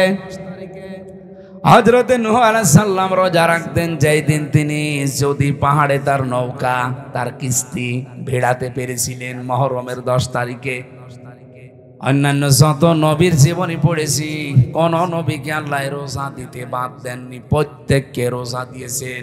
হ্যাঁ, হয়তো তাদের বছরে 1 দিন, 2 দিন, 3 দিন এরকম ছিল, তা আমাদেরকে আমার আল্লাহ রোজা দিয়েছেন বছরে 1, 2, 3, 3 দিন না, 1 মাস। কতদিন? এটার যতগুলো উপকার আছে তার অন্যতম উপকার হচ্ছে অটোফেজি। নাম শুনেছেন? অটোফেজি এই 2017 সালে আবিষ্কার করেছে।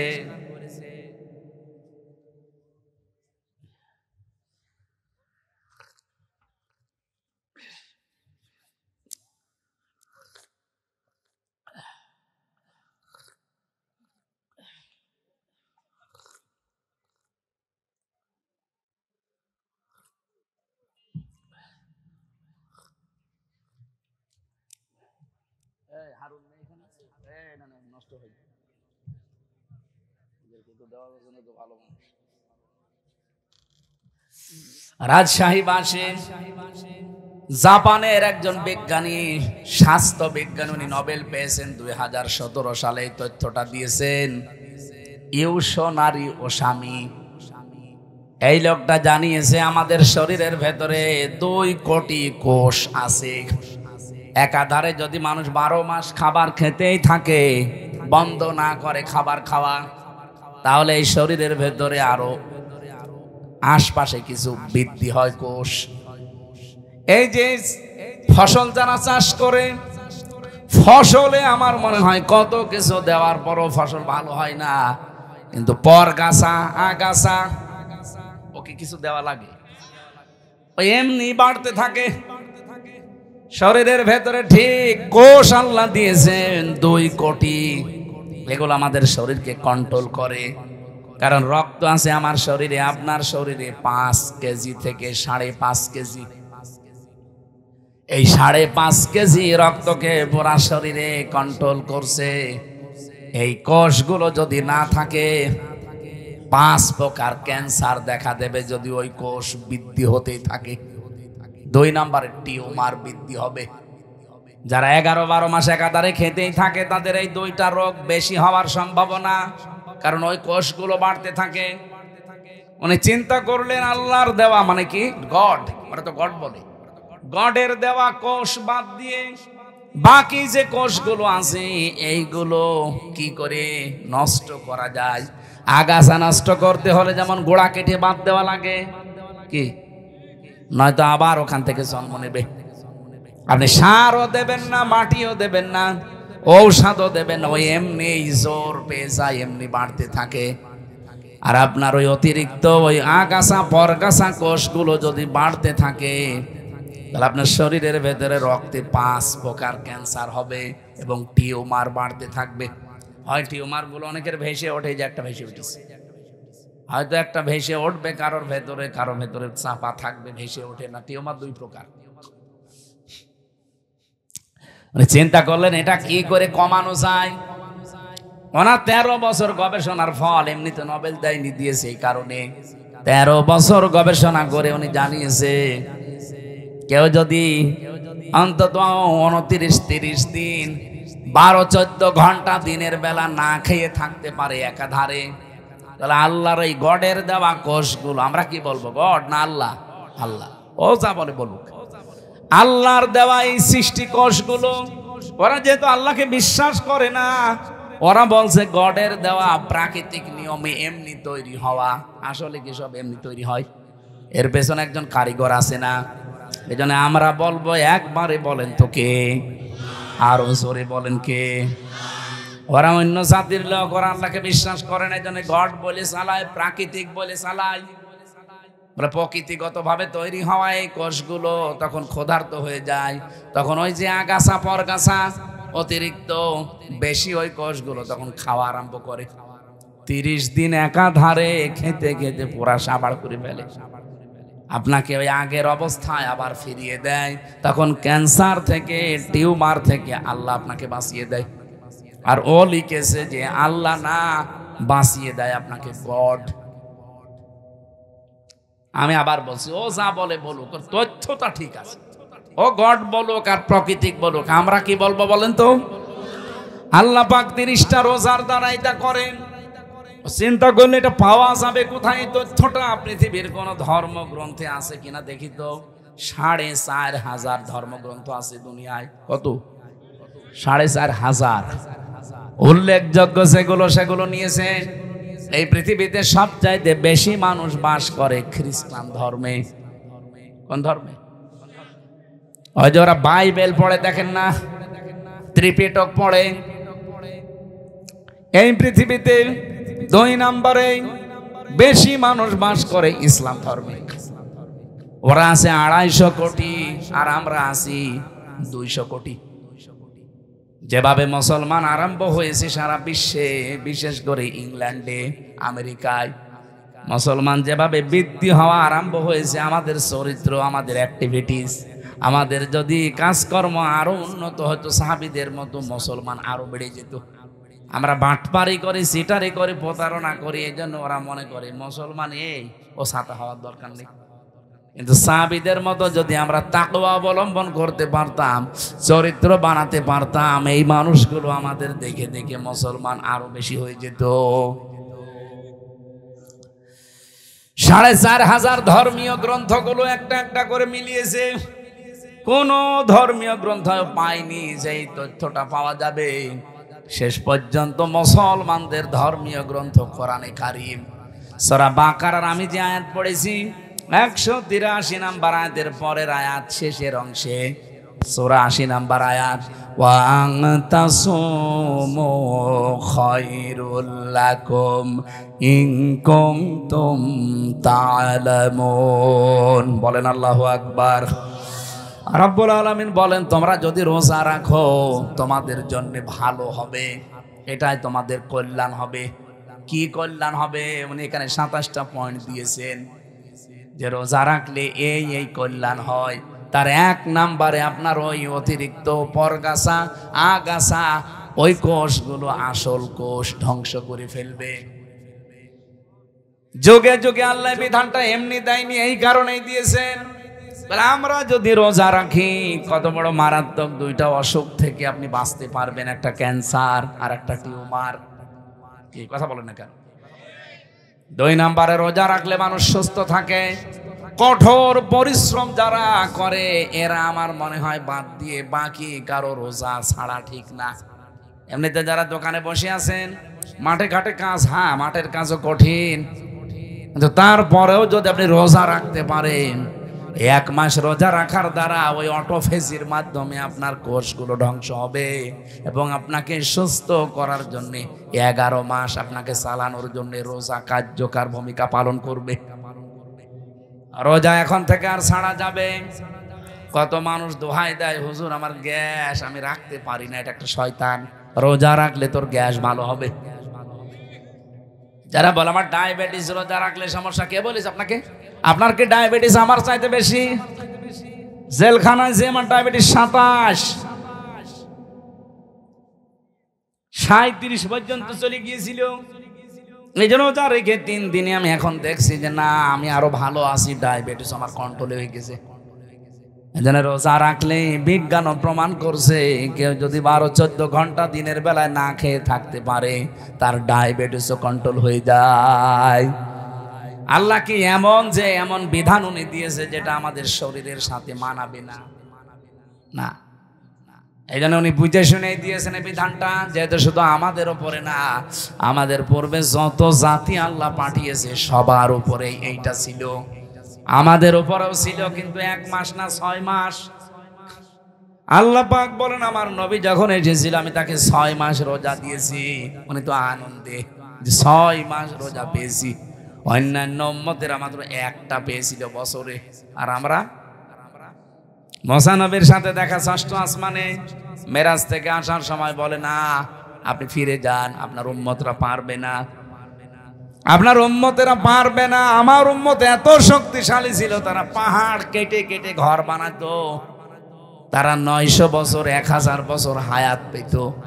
আর আপনার উম্মত মাত্র ৬০-৭০ বছর বাঁচে, তাও লাস্টিং করে না। যত ভেজাল খাবার এখন আমাদের ভেতরে ঢুকতেছে, এই ভেজাল খাবার খেয়ে আমার মনে হয় ৬০-৭০ না ৪০ বছরে আমরা ৮০ বছরের মতো হয়ে যাচ্ছি। যেহেতু মনে চলে আসলো যারা ভেজাল দিচ্ছেন খাদ্যে, ফরমালিন দেন, ঔষধ লাগান, এটার দ্বারা যাদের স্বাস্থ্যহানি হয়, বিভিন্ন অঙ্গ প্রত্যঙ্গ নষ্ট হয়ে যায় খাবার খেয়ে, কিয়ামতে আপনি খুনি আসামি হয়ে উঠবেন। কারণ এগুলো একটা মানুষ মারার একটা কারণ।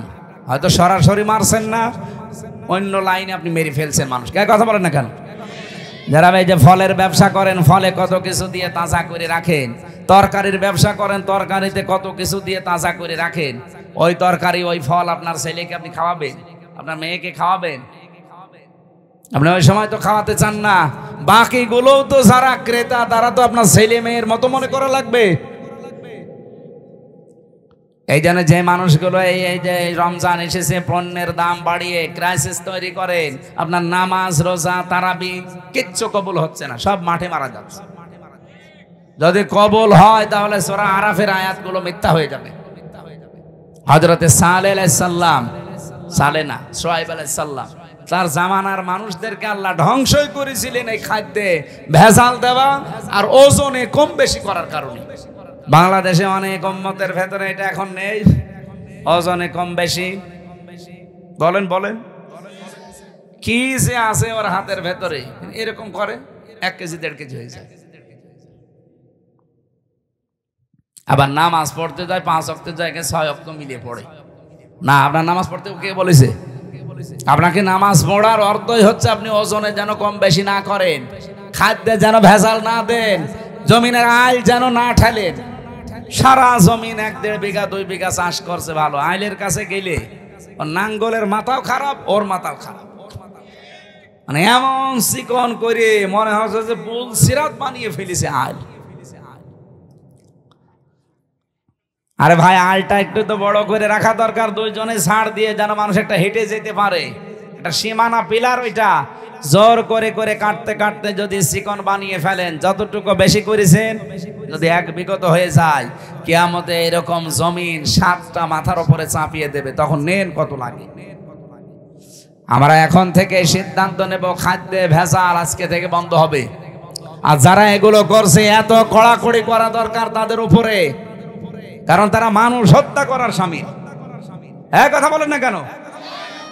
খাদ্যে ভেজাল দেওয়া, ফরমালিন দেওয়া, ঔষধ দেওয়া, এবং যারা পণ্যগুলো ক্রাইসিস করে তৈরি করে আটক করে রেখে এই রোজার মাস আসলে মানুষ এগুলো বেশি করে। আমি বিশ্বের অন্যান্য দেশের সাথে মিলালাম, তারা মুসলমানেরা রোজার মাস আসলে অন্য মাসে যদি 100 টাকা কেজি থাকে, রোজার মাস হলে 70 টাকা করে দেয়। আর এই দেশে যদি 70 থাকে, রোজার মাস হলে 100 টাকা করে।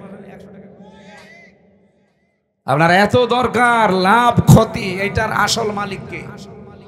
আরো জোরে বলেন না। আমরা তো এটা মনে করি না, তাহলে রোজার মাসে রোজাদারদের, আল্লাহরে বান্দা বান্দীদের কষ্ট দেওয়ার জন্য বাড়িয়ে দিতাম না। মনে করে না আমার লাভ বেশি করা লাগবে। আরে ভাই, লাভ আপনার হবে 170-এর জায়গায় 100 টাকা, 70-এর জায়গায় 100 টাকা নিয়ে আসবেন, এদিকে আর এক রাস্তা খুলে দেবে আল্লাহ, 200 টাকা চলে যাবে। মাথার ভেতরে যেগুলো আছে, একটা যদি নাট বল্টু ঢিল হয়ে যায়, আপনি টের পাচ্ছেন, শেষে 100 না, ওরকম 1000-100 যাবে। কম্পিউটারে দেখলাম মাথার ভেতরে আছে ফ্রন্টাল লব, অক্সিপিটাল লব, প্যারাইটাল লব, টেম্পোরাল লব, মোটর কর্টেক্স, সেন্সরি কর্টেক্স, লব 70,000 তার দিয়ে, রক দিয়ে আল্লাহ পুরা মাথাটা পুরা শরীরের সাথে কন্ট্রোল করছে। বিজ্ঞান এখন দেখাচ্ছে যদি একটা তার অকেজো হয়ে যায়, হামজা পাগল হয়ে যাবে, নিজের পায়খানা নিজে খাবে। আপনি কার দিকে ভরসা করে জোর করেন বলেন? আল্লাহর বিধান বাদ দিয়ে আপনি আন্দাজে উপায় করছেন, এগুলো থাকবে? থাকবে না। এই জন্য খাদ্যে ভেজাল, ফরমালিন এগুলো মুক্ত হওয়া দরকার। এই মুহূর্তে সিদ্ধান্ত নেওয়া লাগবে। রোজা এসেছে এগুলো দেওয়ার জন্য। কামা কুতিবা আলাল্লাযীনা মিন ক্বাবলিকুম, এর পূর্বে যত জাতি তাদেরকে রোজার এই শিক্ষায় ছিল। নবীজি বললেন আমি তো আনন্দেই ছিলাম। এই জন্য আমরা রোজা রাখার দ্বারা এগুলো পেতে চাই। যেহেতু সামনে সেহরি, 11:30 বাজে, সামনে সেহরি আর তাহাজ্জুদের নামাজ, আর মনে হয় 40 মিনিট পরে দাঁড়াবো। আর বলা ঠিক হবে না, আগামীতে আবার আসবো ইনশাআল্লাহ। আল্লাহুম্মা আমিন। লা হাওলা ওয়ালা কুওয়াতা ইল্লা বিল্লাহিল আলিয়্যিল আযীম। আল্লাহুম্মা গফিরলি ওয়ারহামনি ওয়াহদিনি ওয়াফিনি ওয়ারযুকনি ইয়া রাব্বাল আলামিন। আল্লাহ, সামনে তাহাজ্জুদের নামাজ, সেহরি আছে, ফজরের নামাজ আছে, জন্য আমি আর চালাতে পারলাম না, শেষ করে দিলাম। যতটুকুই বলেছি আমাদের আমল করার তৌফিক দাও। রাজশাহীর বাগমারা, দেওপাড়া, এই গ্রামাঞ্চলের মানুষগুলো কোরআন শোনার জন্য রাতের বেলা বসে আছে, নারী পুরুষেরা, এদেরকে তুমি কোরআনের জ্বলন্ত হেদায়েত দিয়ে দাও। এ মাহফিলের আঞ্জাম যারা দিয়েছে, যে যেভাবে এগিয়ে এসেছে, আল্লাহ প্রত্যেকের দিকে তোমার রহমত তুমি এগিয়ে দাও। এলাকায় মাটির নিচে যারাই ঘুমিয়ে আছে, কোরআনের ইজ্জতে মাফ করে দাও। মাওলানা হাফিজুর রহমান ভাইয়ের মাধ্যমে আজকে মাহফিলে এসেছি, যত আলেম এখানে এসেছে, মাহফিলের প্রধান অতিথি জিয়া ভাই সহ বিশেষ অতিথি যত অতিথি এখানে এসেছে, কাজের কারণে অনেকে আসতে পারে নাই, প্রত্যেককেই তুমি কবুল করে নাও। মা বোনদেরকে তুমি খাদিজার মতো আয়েশার মতো বানিয়ে দাও। আল্লাহ তাআলা আমাদেরকে তুমি রোগ শোক থেকে মুক্ত রাখো, হক আদায় করে বাকি রোজাগুলো আদায় করার তৌফিক দাও। আগামীর বাংলাদেশটা তুমি শান্ত এবং কোরআনের হাতে তুলে দাও। বারাকাল্লাহু লানা ওয়া লাকুম ফিল কোরআনিল আযীম। আলহামদুলিল্লাহি রাব্বিল আলামিন। মরণ আসলেই যেন পড়তে পারি লা ইলাহা ইল্লাল্লাহু মুহাম্মাদুর রাসূলুল্লাহ।